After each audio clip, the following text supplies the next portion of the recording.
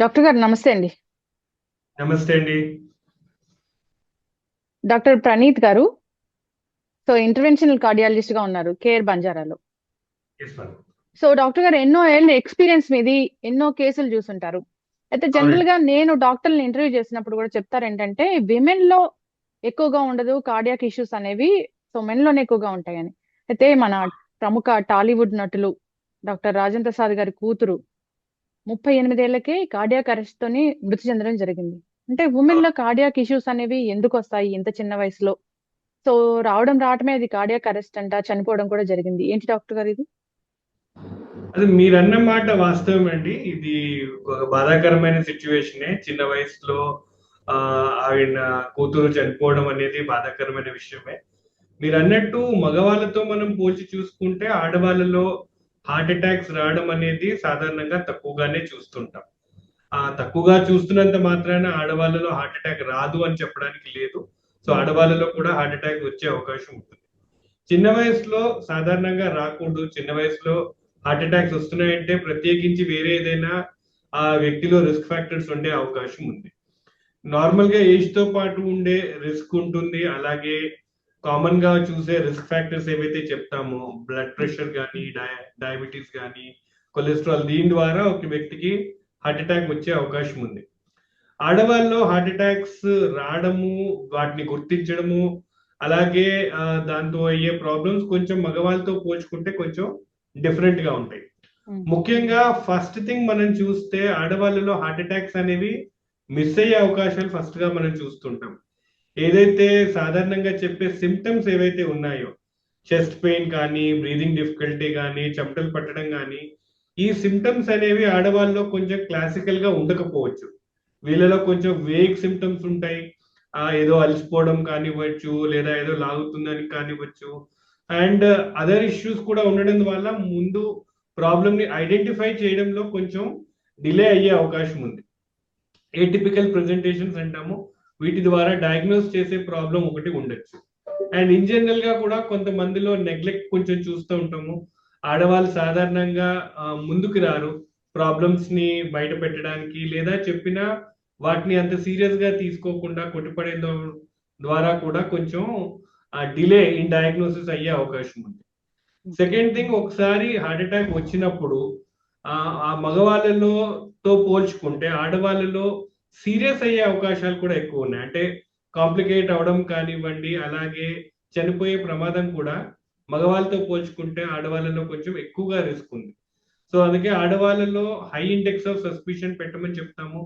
And వాళ్ళలో equally aggressive గా treat చేయమని కూడా మనం ఫాలో అవుతూ ఉంటాం. మీరు అడిగిన క్వశ్చన్ లో ఇప్పుడు ఆడవాళ్ళలో హార్ట్ అటాక్ ఎందుకు వచ్చింది? వాళ్ళకి సాధారణంగా రాకూడదు కదా, బట్ అయినా కానీ హార్ట్ అటాక్ వస్తుంది అంటే వాళ్ళలో కొన్ని అడిషనల్ రిస్క్ ఫ్యాక్టర్స్ ఉండొచ్చు. దానివల్ల హార్ట్ అటాక్ ఇంక్రీజ్ అయ్యే అవకాశం ఉంది. ఆడవాళ్ళలో ప్రత్యేకించి ఉండే కామన్ థింగ్, మనం మగవాళ్ళతో డిఫరెంట్ గా చూస్తే వీళ్ళలో ఉండే హార్మోన్ రిలేటెడ్ ఇష్యూస్.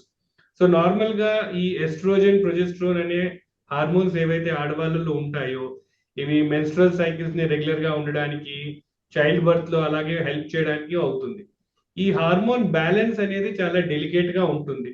ఈ బ్యాలెన్స్ కొంచెము ఏదైనా గడబడైతే ఈక్వల్లీ హార్ట్ అటాక్ కానీ, బీపీ కానీ వచ్చే ప్రమాదం పెరుగుతుంది. సో ఏదైతే విమెన్ కి ఈ హార్మోన్ బ్యాలెన్స్ ప్రాబ్లం ఉంటుందో, లైక్ కామన్ గా చూసే problem polycystic ovarian disease, PCOD అంటారు.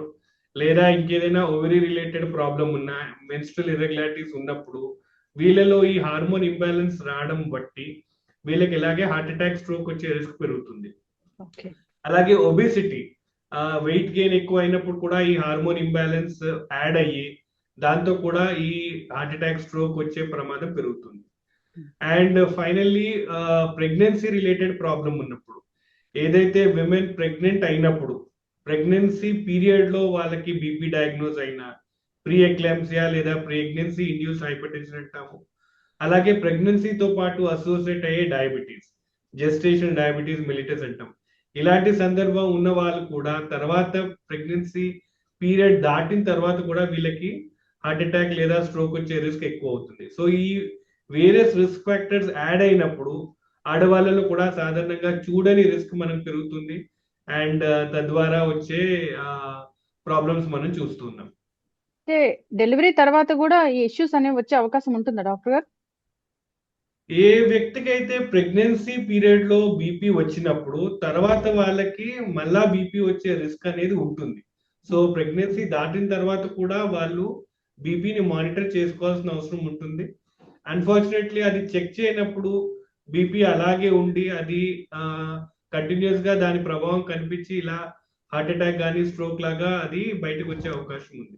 సో ఏదైతే ప్రెగ్నెంట్ గా ఉన్నప్పుడు బీపీ లేదా షుగర్ డయాగ్నోజ్ అయినప్పుడు వాళ్ళు తర్వాత కూడా ప్రెగ్నెన్సీ పీరియడ్ దాటిన తర్వాత కూడా అప్పుడప్పుడు మానిటర్ చేసుకోవడం అనేది ఇంపార్టెంట్. అండ్ ఒకవేళ వాళ్ళకి ఆ బీపీ కానీ షుగర్ కానీ తెలిస్తే వాటిని కంట్రోల్ చేయడం ద్వారా ఇలాంటి కెటాస్ట్రోఫీ అవ్వకుండా మనం ప్రివెంట్ చేసే అవకాశం ఉంటుంది. ఎస్. అయితే డాక్టర్ గారు ఇక్కడ చూస్తే 38 ఇయర్సేనండి, చాలా చిన్న వయసు, అదే బాధాకరంగా ఉంది. అవునండి, అవునండి. ఎస్. సో సో 38 ఇయర్స్ కి కోమార్బిడిటీస్ ఉండే అవకాశం ఉంటుందా డాక్టర్ గారు? జనరల్ గా చూస్తూ ఉంటారు, మీ దగ్గరికి ఎంతో మంది పేషెంట్స్ వస్తూ ఉంటారు కదా. అవునండి. సో కొర్నరీ ఆర్టరీ డిసీజ్ అన్నప్పుడు ఈ హార్ట్ అటాక్ ఏదైతే వస్తుందో గుండెకు అందించిన రక్తనాళాల్లో ఉండే ప్రాబ్లం, వీటిని మనం కొర్నరీ ఆర్టరీ డిసీజ్ అంటాం. ఈ కొర్నరీ ఆర్టరీ డిసీజ్ లో కూడా కామన్ గా చూసే ప్రాబ్లం కొలెస్ట్రాల్ అనేది డిపాజిట్ అయ్యి బ్లాకేజెస్ వచ్చి దాని ద్వారా వచ్చే హార్ట్ అటాక్. ఇది సాధారణంగా ఏజ్ తో పాటు చూస్తాము. ఆడవాళ్ళలో ఆర్ పర్టికులర్లీ యంగర్ పాపులేషన్ లో వేరే రకంగా కూడా రక్త సరఫరాలో ప్రాబ్లం ఉండే అవకాశం ఉంది. వీటిల్లో కొన్ని పారామీటర్స్ చూస్తే ఒకటి వాసోస్పాస్టిక్ యాంజైనా అంటాం. అంటే బ్లడ్ వెజల్స్ గట్టిపడిపోయినాయి ఆర్ కాంట్రాక్ట్ అయిపోవడం వల్ల కూడా బ్లడ్ సర్క్యులేషన్ కాసేపు అవ్వలేదు అండ్ దాని ద్వారా హార్ట్ అటాక్ వచ్చింది. రెండోది కార్నరీ ఆర్టరీ డైసెక్షన్ అంటాము. బ్లడ్ వెజల్స్ లోనే చీలికిపోవడం వల్ల కూడా బ్లడ్ సర్క్యులేషన్ సరిగ్గా అవ్వలేదు, దాని ద్వారా కూడా కొంచెం ఇబ్బంది ఉండే ఉంటుంది. అలాగే మైక్రోవాస్కులర్ యాంజైనా అంటాము. పెద్ద బ్లడ్ వెజల్స్ కాకుండా చిన్న చిన్న బ్లడ్ వెజల్స్ లో కూడా ప్రాబ్లం రావడం ద్వారా కూడా దాని ద్వారా కూడా హార్ట్ అటాక్స్ లాగా వచ్చే అవకాశం ఉంది. సో ఒక వ్యక్తికి కొర్నరీ ఆర్టరీ డిసీజ్ రావడంలో మేజర్ గా చూసేది మనము కొలెస్ట్రాల్ రిలేటెడ్ ఇష్యూ అయినప్పటికీ ఈ చిన్న వాళ్ళల్లో అదర్ రీజన్స్ ద్వారా కూడా హార్ట్ అటాక్ వచ్చి అవుట్కమ్ ఆర్ దాంతో ఉండే నష్టపరిహారం ఏదైతే ఉందో అదంతే ఇబ్బంది పెడుతుంది. లైక్ దాంతో ప్రాణాపాయ ప్రమాదం కావచ్చు, అలాగే హార్ట్ ఫెయిల్యూర్ కానీ వేరే ప్రాబ్లం కూడా ఉండే అవకాశం ఉంది. హార్ట్ అటాక్ వచ్చిన తర్వాత కార్డియాక్ అరెస్ట్ అవుతుందా, లేదంటే డైరెక్ట్ కార్డియాక్ అరెస్ట్ అవుతుందా అండి? సాధారణంగా హార్ట్ కి ఏదో రూపంలో దెబ్బ తగిలినప్పుడు కార్డియాక్ అరెస్ట్ అవుతుంది.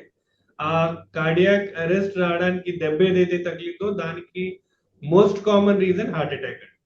హార్ట్ అటాక్ కాకుండా కూడా గుండెకి దెబ్బ తగిలి దాని ద్వారా కూడా హార్ట్ అటాక్ అవ్వచ్చు. But 90% of the time most common reason ఒక వ్యక్తి కార్డియాక్ అరెస్ట్ అవ్వడానికి heart attack reason. Yes. Doctor గారు, ఇప్పుడు మీరు చాలా రకాల లక్షణాలు చెప్తూ ఉంటారు. ప్రీ సిమ్టమ్స్ ఇలా ఉంటాయి, ఆయాసం వస్తూ ఉంటుంది, చెమటలు పోస్తూ ఉంటాయి, గుండెల మీద బరువు పెట్టేసినట్లు ఉంటుంది అని అసలు ఎన్నో ఎపిసోడ్స్ లో చెప్పున్నారు మీరు. అంటే డాక్టర్ గారు, ఏ ఒక్క లక్షణం కూడా కనపడలేదా అంటారా ఈ కార్డియాక్ అరెస్ట్ అయినప్పుడు? ఏ ఒక్క లక్షణం కూడా కనపడలేదా?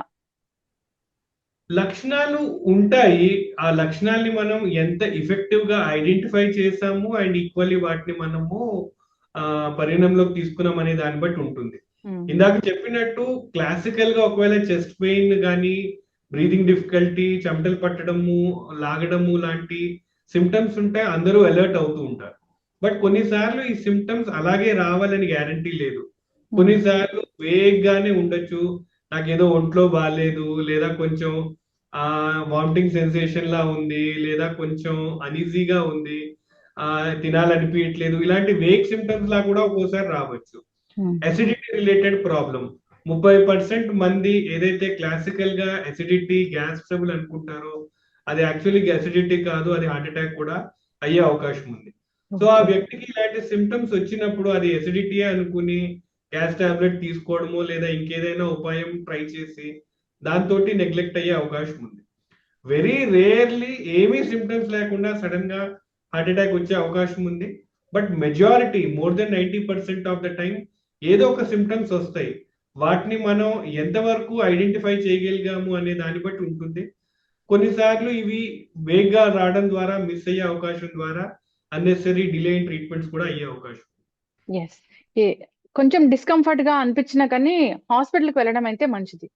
కరెక్ట్. సో ఎప్పుడైతే డౌట్ ఉందో మన బాడీ మనకి బాలేదు అని చెప్పినప్పుడు, డౌట్ వచ్చినప్పుడు ఆల్వేస్ ఒకసారి డాక్టర్ని సంప్రదించి, అండ్ బేసిక్ థింగ్ అట్లీస్ట్ ఒక ఈసీజీ తీయించుకున్నప్పుడు ఏంటంటే అట్లీస్ట్ 80-90% ఆఫ్ ద టైం ఇలాంటి మేజర్ ప్రాబ్లమ్స్ మనం రూల్ అవుట్ చేసుకోవచ్చు. ఎస్. అండ్ ఆ 10% of the time further test మనకు అవసరం ఉంటుంది. సో ఒకసారి డౌట్ ఉన్నప్పుడు బాడీ మనకి ఆ సంకేతాలు అందించినప్పుడు వాటిని రెస్పెక్ట్ చేసి ఒకసారి డాక్టర్ని సంప్రదించి అది నిజంగానే సీరియస్ దాన్ని లైట్ తీసుకోవచ్చా లేకపోతే ఇంకేదైనా దాన్ని ఇంపార్టెంట్ గా మనం చూడాలా అనేది ఒకసారి చేయించుకోవడం మంచిదండి. ఎస్ డాక్టర్ గారు, అందరూ అనుకునే విషయం ఏంటంటే ఈ కోవిడ్ వ్యాక్సిన్ తర్వాత, కరోనా తర్వాత ఇలాంటి డెత్స్ అనేవి ఎక్కువగా జరుగుతూ ఉన్నాయి, హార్ట్ అటాక్స్ అనేవి, కార్డియాక్ అరెస్ట్లు అనేవి ఎక్కువగా ఉంటున్నాయి అని అంటున్నారు. దీనిలో వాస్తవం ఎంత? సో ఆ క్వశ్చన్ కి answer both yes and no కిందే చెప్పాలి. ఎస్ ఎందుకు అంటే కోవిడ్ వచ్చిన వాళ్ళల్లో ఈ లాంగ్ కోవిడ్ సిండ్రోమ్ అనేది చూస్తున్నాం. కోవిడ్ మనం చూసాము, అది ఒక ఇన్ఫెక్షన్ వచ్చి బాడీలో ఉన్న ఇమ్యూన్ సిస్టమ్ ని అది దెబ్బతీస్తుంది. సో ఆ ఇన్ఫ్లమేషన్ అనేది బాడీలో ఉండడం ద్వారా బ్లడ్ కొంచెం చిక్కబడి బ్లడ్ క్లాట్ అయ్యేది మనం చూస్తూ ఉన్నాం. కోవిడ్ నుంచి రికవర్ అయిపోయినప్పటికీను చాలా మందిలో ఆ ఇన్ఫ్లమేషన్ అలాగే ఉండిపోయి అది లాంగ్ కోవిడ్ సిండ్రోమ్ గా మారింది. సో ఆ ఇన్ఫ్లమేషన్ అలాగే ఉన్నప్పుడు వాళ్ళ బ్లడ్ ఇంకా చిక్కగానే ఉండి ఈ బ్లడ్ క్లాట్స్ ఫామ్ అయ్యి ఆ క్లాట్స్ ఫామ్ అవడం ద్వారా హార్ట్ అటాక్ వచ్చే మాట వాస్తవం. ఎస్. అయితే అందరికీ ఆ లాంగ్ కోవిడ్ సిండ్రోమ్ ఉండే అవకాశం ఉందా అంటే దాన్ని ప్రత్యేకించి మనం పరీక్షలు చేసుకుంటే గానీ తెలియదు. అయితే కోవిడ్ వచ్చి కూడా ఇప్పుడు 3 ఏళ్ళు దాటింది. చాలా మంది కోవిడ్ నుంచి రికవర్ అయ్యారు అండ్ దాని నుంచి కంప్లీట్ గా రికవర్ అయిపోయారు. So long Covid syndrome theoretically ఉన్నప్పటికీ ప్రాక్టికల్లీ నాన్ ఎగ్జిస్టెంట్ గానే చెప్పాలి. ఎక్సెప్షనల్ కేసెస్ లో కొందరిలో ఇన్ఫ్లమేషన్ ఇంకా కంటిన్యూ అవుతూ ఉంటే ఆ కంటిన్యూ అవడం ద్వారా ఈ హార్ట్ అటాక్స్ కానీ స్ట్రోక్స్ కానీ వచ్చే ప్రమాదం వాళ్ళలో ఉండే అవకాశం ఉంది. ఎస్. వ్యాక్సిన్ తీసుకున్న వాళ్ళలో ఈ ఇన్ఫ్లమేషన్ ని తగ్గే అవకాశం ఉంది. సో వ్యాక్సిన్ తీసుకోవడం ద్వారా మన ఇన్ఫెక్షన్ ని అరికట్టాము, అలాగే ఈ లాంగ్ కోవిడ్ ఉంచే ప్రాబ్లమ్ ని కూడా మనం రెక్టిఫై చేసాము. థ్యాంక్ఫుల్లీ చాలా మంది వ్యాక్సిన్స్ తీసుకున్నారు. ఆ వ్యాక్సిన్ తీసుకున్నప్పుడు కూడా దాంతో ఈ లాంగ్ కోవిడ్ సిండ్రోమ్ వచ్చే ప్రాబ్లం నుంచి కూడా బయటపడే అవకాశం ఉంది. So practically long Covid syndrome తో బాధపడే వాళ్ళ సంఖ్య చాలా తక్కువగానే ఉంది. బట్ థియరిటికల్లీ కొన్ని ఎక్సెప్షనల్ కేసెస్ లో ఇంకా ఈ ప్రాబ్లం ఉండే అవకాశం ఉంది. ఎస్. అయితే డాక్టర్ గారు, హార్ట్ అటాక్ రాకూడదు, గుండె ఆరోగ్యంగా ఉండాలి, పదిలంగా ఉండాలంటే ఒక 4 జాగ్రత్తలు అంటే ఏం చెప్తారు? ముఖ్యంగా మనకి హార్ట్ అటాక్ వచ్చే రిస్క్ ఎంతగా ఉంది అనేది తెలుసుకోవడం అనేది ఇంపార్టెంట్. ఆ రిస్క్ ఫ్యాక్టర్స్ ని మనం కనిపెట్టడం అలాగే దాన్ని నియంత్రణలో పెట్టడం అనేది ముఖ్యం. So BP, sugar, cholesterol, family history, obesity ఇలాంటి రిస్క్ ఫ్యాక్టర్స్ ఏమైనా ఉన్నాయా లేదా అనేవి మనం కనిపెట్టాలి. అండ్ అవి ఉంటే వాటిని అదుపులో ఉంచడం ఫస్ట్ ఇంపార్టెంట్ థింగ్. ఆడవాళ్ళలో ముఖ్యంగా అదర్ రిస్క్ ఫ్యాక్టర్స్ ని మనం చూస్తాం. లైక్ ఈ ప్రెగ్నెన్సీ రిలేటెడ్ హైపర్ టెన్షన్, ప్రెగ్నెన్సీతో ఉండే డయాబెటీస్, అలాగే పాలిసిస్టిక్ ఓవేరియన్ డిజీజ్ అలాంటి ప్రాబ్లమ్స్ ఏమైనా ఉంటే వాళ్ళలో కూడా ఈ రిస్క్ అనేది పెరిగే అవకాశం ఉంటుంది. క్రానిక్ ఇన్ఫ్లమేటరీ కండిషన్స్ లైక్ ఎవరికైతే ఆర్థరైటిస్ ప్రాబ్లం ఉంటుందో, రొమటాయిడ్ ఆర్థరైటిస్, ఎస్ఎల్ఈ లేదా ఏమైనా జాయింట్ పెయిన్స్ ఇలాంటి వాళ్ళలో కూడా రిస్క్ అనేది పెరుగుతుంటుంది. Psoriasis, HIV infection, hepatitis B ఇలా క్రానిక్ ఇన్ఫెక్షన్స్ ఉన్న వాళ్ళలో కూడా ఇన్ఫ్లమేషన్ ద్వారా ఈ హార్ట్ అటాక్ వచ్చే రిస్క్ ఉంటుంది. సో రిస్క్ ఫ్యాక్టర్స్ ని ఐడెంటిఫై చేయాల్సిన అవసరం అండ్ వాటిని నియంత్రణలో పెట్టాల్సింది ఫస్ట్ ఇంపార్టెంట్. సెకండ్ థింగ్, మందులు వాడాలి. మందులు క్రమంగా వాడటము అండ్ అవి కరెక్ట్ గా పనిచేస్తా లేదా చెక్ చేసుకోవాల్సిన అవసరం ఉంది. డాక్టర్ ని సంప్రదించి చేయాల్సిన టెస్ట్ చేసుకుని వాటిని ఆప్టిమం లెవెల్లో మనం కంట్రోల్ చేసామా లేదా అనేది రెండో ఇంపార్టెంట్ థింగ్. మూడోది డైట్. డైట్ అనేది మోడరేట్ క్వాంటిటీస్ లో మనం తీసుకోవాలి. హెల్దీ ఫుడ్, వీటిలో క్వాంటిటీ కన్నా క్వాలిటీ మీద మనము ఇంపార్టెంట్ దృష్టి పెట్టాలి. సో అన్ని ఆహారాలు ఇంపార్టెంటే, వాటిని మనం లిమిటెడ్ క్వాంటిటీస్ లో తీసుకుని మోడరేట్ క్వాంటిటీస్ లో తీసుకోవడం ద్వారా దాంతో ఉండే బెనిఫిట్ ని మనం తీసుకుంటూ డిసడ్వాంటేజెస్ రాకుండా మనం వాటిని కాపాడచ్చు. And finally physical activity, exercise. Exercise అనేది ఒక్కొక్కల ఏజ్ గ్రూప్ లో ఒక్కొక్కల కెపాసిటీ బట్టి ఉంటుంది. But any form of physical activity, exercise చేయడం ద్వారా మన బాడీని మనం హెల్దీగా ఉంచుకుంటూ వేరియస్ ప్రాబ్లమ్స్, హార్ట్ అటాక్సే కాదు అలాగే వేరే హెల్త్ ఇష్యూస్ ని కూడా మనం కంట్రోల్లో పెట్టే అవకాశం ఉంది. సో ఈ జాగ్రత్తలు తీసుకోవడం ద్వారా మనం హెల్తీగా ఉంటూ ఈ అన్ఫార్చునేట్ ఈవెంట్స్ రాకుండా మనం వీలైనంతగా ప్రివెంట్ చేసే అవకాశం ఉంటుంది. ఓకే. ఇప్పుడు చిన్న వయసులోనే హార్ట్ అటాక్ అనేది వస్తూ ఉంది కాబట్టి సో ఎన్ని నెలలకు ఒకసారి డాక్టర్ ని సంప్రదించి ఎలాంటి టెస్టులు చేయించుకుంటే మంచిదంటారు? సాధారణంగా 40 ఇయర్స్ దాటిన తర్వాత ఒక్కోసారి యాన్యువల్ హెల్త్ చెకప్ చేయించుకుంటే మంచిది. 40 ఇయర్స్ లోపల ఒక వ్యక్తికి ఏదైనా అడిషనల్ రిస్క్ ఫ్యాక్టర్స్ ఉంటే, లైక్ ఫ్యామిలీలో ఎవరికైనా చిన్న వయసులోనే హార్ట్ అటాక్ రావడము లేదా సడన్ గా చనిపోవడము అలాంటివి ఉంటే వాళ్ళు అర్లీ ఏజ్ లోనే రావడము, అలాగే అదర్ రిస్క్ ఫ్యాక్టర్స్ ఉంటాయి, బీపీ, షుగర్, కొలెస్ట్రాల్ లాంటివి ఉంటే వాళ్ళు కూడా అర్లీ ఏజ్ లో రావడం. సాధారణంగా ఏమీ రిస్క్ ఫ్యాక్టర్స్ లేకపోతే వన్స్ ఎవ్రీ 5 ఇయర్స్ సరిపోతుంది. వర్సెస్ రిస్క్ ఫ్యాక్టర్స్ ఉంటే సంవత్సరానికి ఒకసారి చొప్పున డాక్టర్ ని సంప్రదించి టెస్టులు చేయించుకుని వాటిని అదుపులో ఉంచాల్సిన అవసరం ఉంటుంది. Yes. And diet and physical activity అది నిరంతరం కంటిన్యూ చేస్తూనే ఉండాలి. అది దాంట్లో బార్గెన్స్ లేవండి. ఎస్, ఖచ్చితంగా డాక్టర్ గారు చాలా చక్కగా చెప్పారండి. అందరూ కూడా జాగ్రత్తలు తీసుకోవాలని కోరుకుందాము. ఇదైతే చాలా బాధాకరమైన సంఘటన. సో మొన్ననే 29th వరల్డ్ హార్ట్ డే జరుపుకున్నాము. చాలా డాక్టర్స్ చాలా మంచి మెసేజ్లే అందించారు. అందరూ ఫాలో అవ్వాలని కోరుకుందామండి. ధన్యవాదాలు డాక్టర్ గారు. Thank you.